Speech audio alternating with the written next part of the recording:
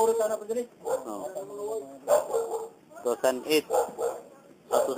June 8, 2010, adlaw nga Martes, ipasulat ang pinulungan niya din mabasa. Yang hubad ani Bernes. Wala saya 57 sa buntag ni.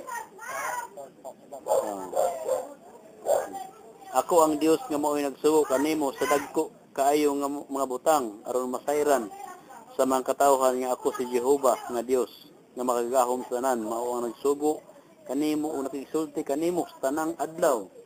Ang akong gisugo kanimo dako kaayo, kinahanglan og dako kaayo nga pagsukod ug pagtugkad kay kini dako kaayo nga misyon ang akong gisugo kanimo.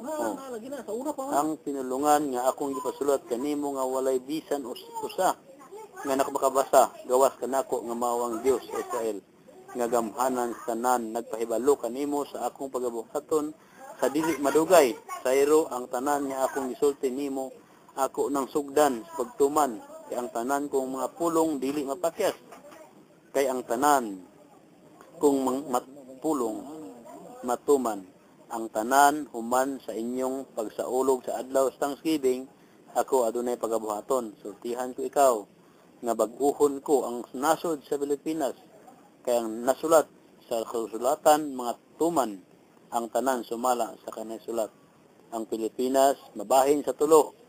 Una Luzon, ikaduha Visayas, ang ikatulo Mindanao. Dinhi sa Mindanao magasugod ang akong pagbubo sa akong gahom.